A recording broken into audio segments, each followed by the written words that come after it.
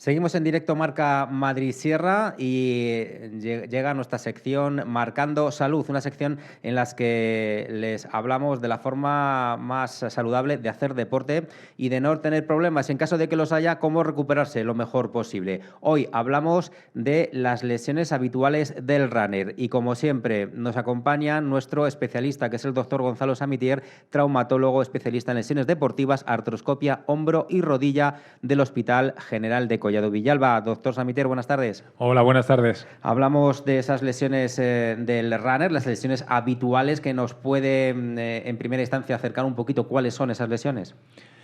Pues, bueno, son muchas, la verdad. No sé si podría enumerarlas todas.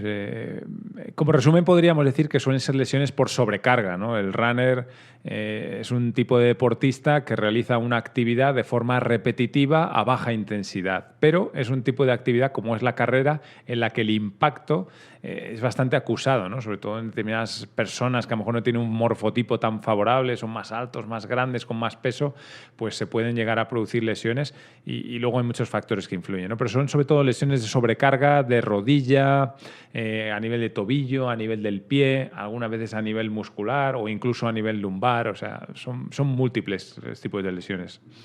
Bueno, pues vamos a conocer un poco cada una de ellas. ¿Qué es el síndrome de la cintilla iliotibial o rodilla del corredor?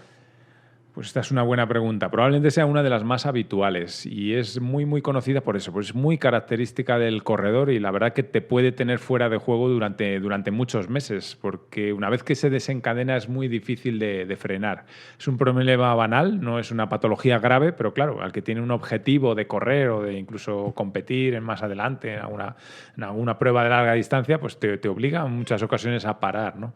La cintilla iliotibial es una expansión de una fascia que viene a ser como una tela que tenemos todos en la parte lateral del muslo. Esa tela viene desde la parte de la cadera y se va a insertar o a enganchar en la zona de la tibia. Pero en ese recorrido pasa justo por delante del fémur, en la parte lateral. Pues bien, en ese paso que hace justo por encima del fémur, muy cerquita del hueso del fémur, con el mecanismo de la carrera repetitivo de flexoextensión, lo que ocurre es que esa tela se va poquito a poquito, se va como erosionando, se va rozando. Y si no hemos hecho una buena readaptación al esfuerzo, es decir, si no hemos pasado de correr 2 kilómetros a correr 10, es fácil que esa tela, ese tejido, no tenga la capacidad de soportar esa fricción durante tanto tiempo y se inflama. Es lo que provoca pues un proceso inflamatorio como puede ser una tendinitis y empieza a doler. Si continuamos y no paramos a tiempo y no damos un descanso a esa inflamación, se va a ir cronificando, va a resultar cada vez más doloroso y nos va a impedir realizar nuestro deporte, ¿no? Los signos característicos de la cintilla iliotibial o rodilla del corredor es dolor en aumento progresivo, a medida que vamos corriendo, que va aumentando la distancia, pues al cabo de 5, 10, 15 minutos empieza a doler la cara lateral de la rodilla. Eso es lo más característico. Hay que parar, te tomas un tiempo de descanso y eso se recupera fácil.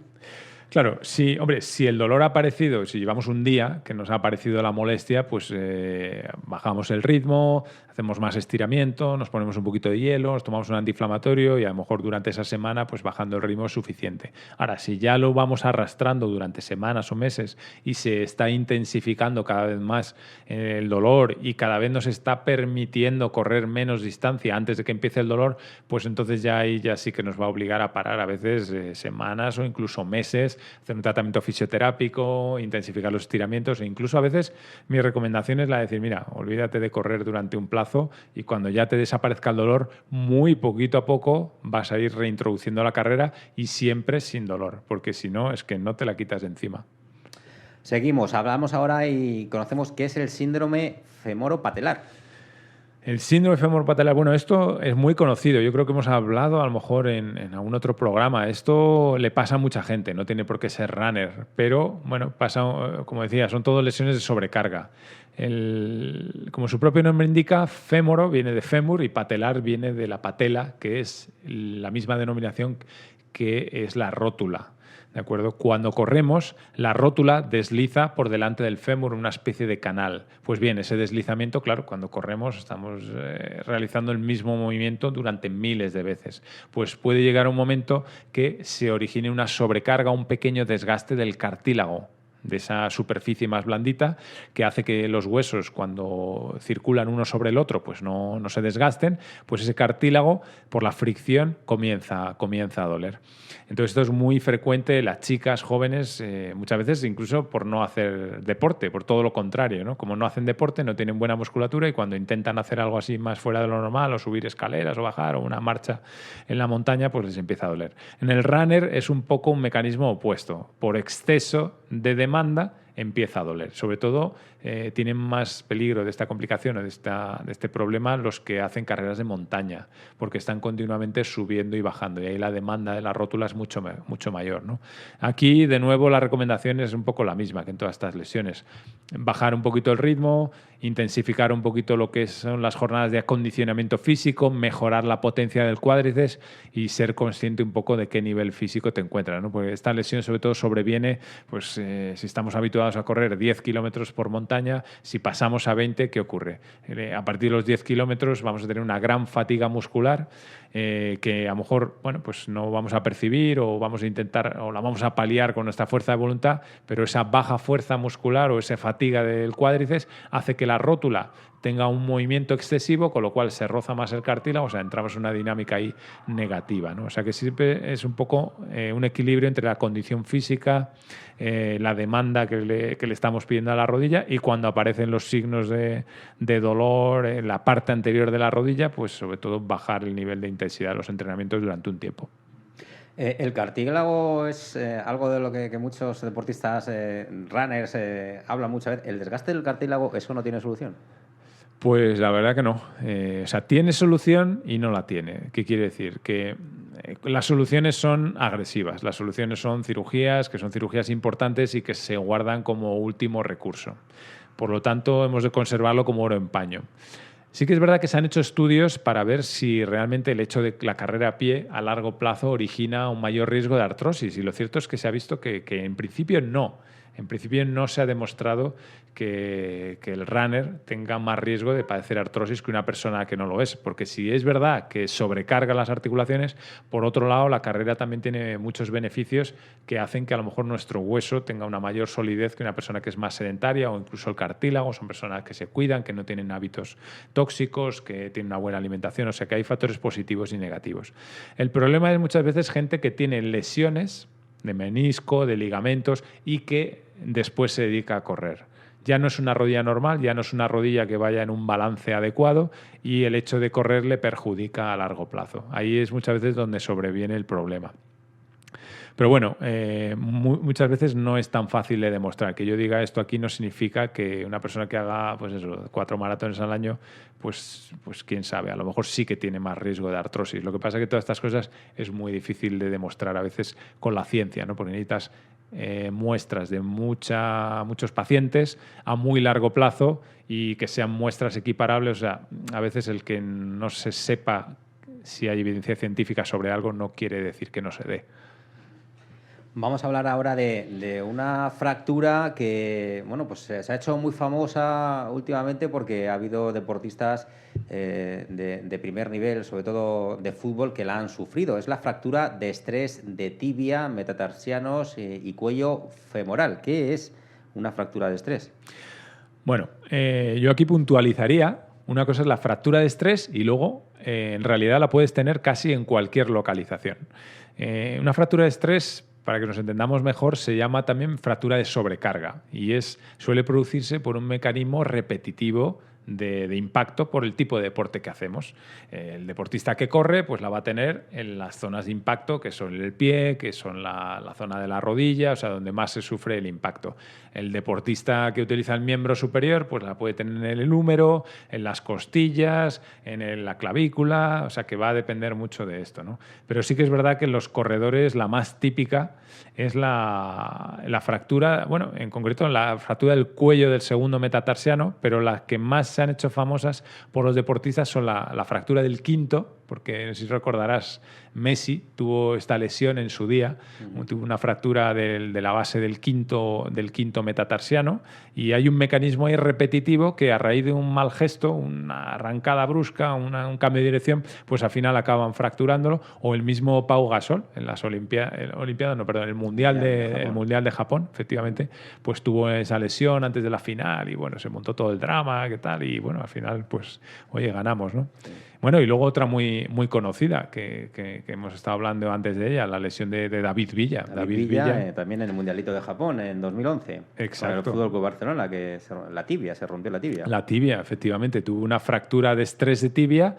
La fractura de estrés de tibia, lo que ocurre es que igual por la sobrecarga, los entrenamientos de repetición, etcétera, pues al final se acaba produciendo una muy pequeña grieta, muy pequeña. Esa grieta, si paramos, en la mayoría de las veces va a curar, va a cicatrizar y bueno, va a consolidar el hueso y nos va a permitir volver a hacer nuestra vida normal. Pero claro, estos deportistas profesionales, pues parar pues supone muchas cosas, ¿no? Afecta a muchos niveles. Entonces ellos continúan porque la molestia es pequeña, son gente también con un umbral de dolor, pues que son capaces de soportar, bueno, de hecho la mayoría de ellos arrastran varias lesiones, pero bueno, ahí están, ¿no? Cada fin de semana. Pues efectivamente tenía esta fractura y al final ocurrió que, bueno, que esa grieta pues acaba completando la fractura tras un mecanismo también brusco y necesitó un enclavado endomedular, necesitó ponerle como una especie de tutor en el centro de la tibia para poder curar la fractura. O sea, que podemos decir que también avisa un poco esta fractura de estrés antes de que suceda. En la mayoría de las veces sí, pero no siempre, no siempre. La fascitis plantar, que es otra lesión también habitual y que se habla mucho de ella, ¿qué es? Otra lesión muy pesada y que también se da mucho en el corredor, ¿no? Como ves, el pie pues es uno de los principales protagonistas o actores en el corredor. La fascitis plantar es una sobrecarga del arco plantar y suele doler en la parte del talón. Muchas veces se confunde con el famoso espolón, porque hacemos una radiografía y se ve como un pequeño pico, pero realmente el espolón no es el problema en sí, no es que pinche el espolón en ningún sitio. Es un hallazgo radiológico, pero el problema realmente es la tensión de ese arco plantar. Cuando corremos, pues todos podemos entender que estamos sometiendo al pie a un estrés, ¿no? Y ese arco del pie estamos haciendo una fuerza que lo aplana. Bueno, pues bien, si esa fuerza, como decía, pues es repetitiva y no tenemos una readaptación adecuada, un entrenamiento, unos estiramientos, etcétera, pues puede ocurrir que se sobrecargue y empieza a doler la zona del talón, la parte por dentro del talón. Le pasa a deportistas, corredores y le pasa a no deportistas. O sea, que yo tengo pacientes de todo tipo, ¿no? Y es un problema que cuesta también sacárselo de encima.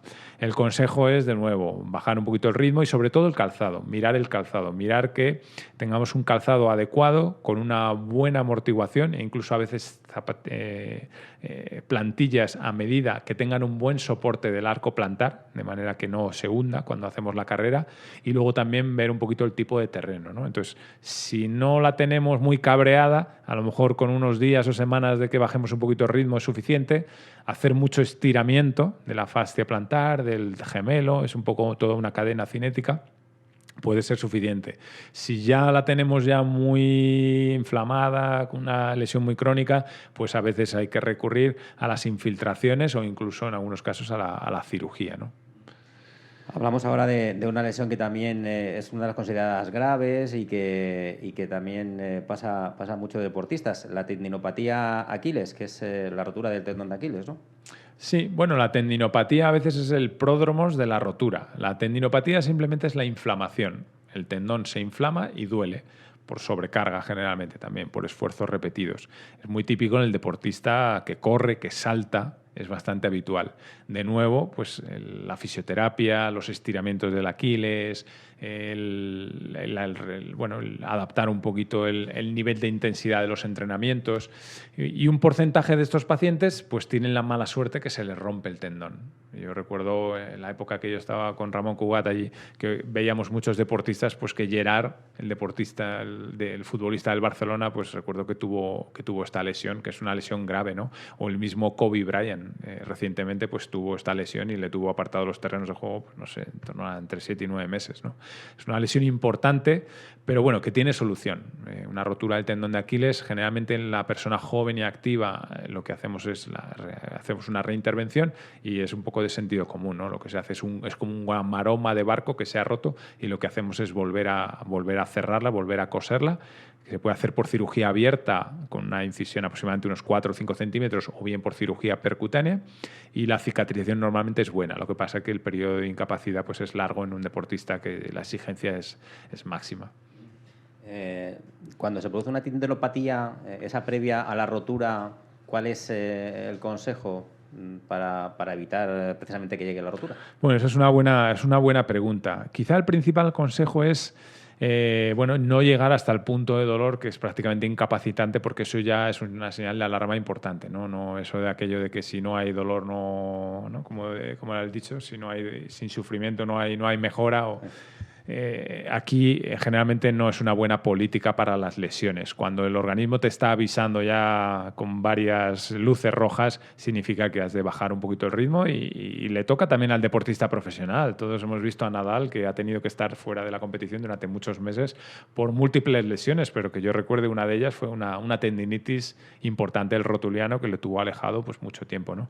Sobre todo eso, no dejar de escuchar los signos de alarma. Y luego un consejo importante es tener cuidado con las infiltraciones. Pero bueno, eso nadie se va a hacer una infiltración a sí misma, ¿no? Pero como especialista en el deporte, yo sí que he visto casos que a raíz de infiltrar el tendón de Aquiles o el tendón rotuliano, pues se ha producido una rotura, que nunca sabes si ha tenido algo que ver la infiltración, pero sí que está descrito que la infiltración de corticoides dentro del tendón afecta negativamente a la vascularización y por tanto aumenta el riesgo de rotura. Entonces, en caso de infiltración es muy importante que se haga por un especialista y que nunca se haga en las fibras del tendón, sino que sea alrededor y en una cantidad pequeña de dosis de corticoides, simplemente con visos de bajar un poquito la inflamación, pero nunca dentro del tendón porque puede aumentar el riesgo de rotura tendinosa. La lumbalgia es otra de las molestias, digamos, que puede tener un corredor, ¿no? Y me imagino que también tiene mucho que ver con la sobrecarga de los kilómetros que se hagan, ¿o claro, no? sí. Es igual un poco que lo mismo, ¿no? La columna vertebral pues son una serie de huesos apilados uno encima de otro y entre medias hay unas almohadillas, que es el disco intervertebral. Pues bien, ese disco, sobre todo con los años, los corredores más veteranos, ese disco va perdiendo capacidad amortiguadora, se va deshidratando y cada vez amortigua menos.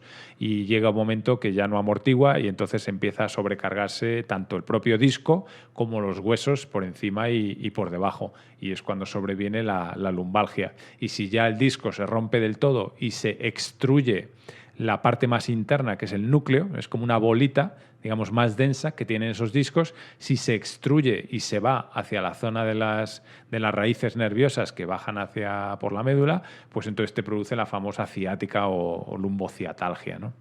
Pero bueno, la lumbalgia es bastante habitual y es sobre todo por eso, ¿no? Por la sobrecarga que se produce, los impactos repetidos de la carrera. Es un problema que cuando realmente se complica en el corredor añoso es un problema importante que te puede obligar a cambiar de deporte. Muchos deportistas profesionales, bueno, pues al final han sido los dolores lumbares los que les ha retirado o no les ha permitido rendir a un nivel como para permanecer en la máxima categoría, ¿no?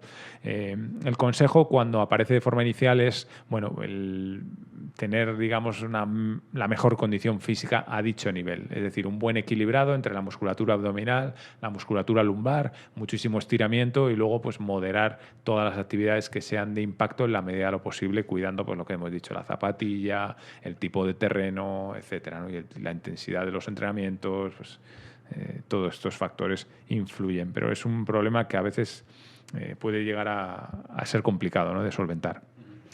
Y hablamos también del síndrome compartimental crónico, que sí, en este caso te tengo que preguntar qué es este síndrome. Sí, este es otro gran desconocido. Yo como cirujano del deporte, porque tuve la suerte, ¿no?, de tratar muchos casos en mi época en Barcelona, cuando veíamos todos los deportistas de la mutualidad de futbolistas, ¿no? Allí más de 100.000 licencias y veíamos todo tipo de lesiones del futbolista y del corredor en general, porque al fin y al cabo el futbolista pues, es un deportista que corre y salta, ¿no?, y chuta.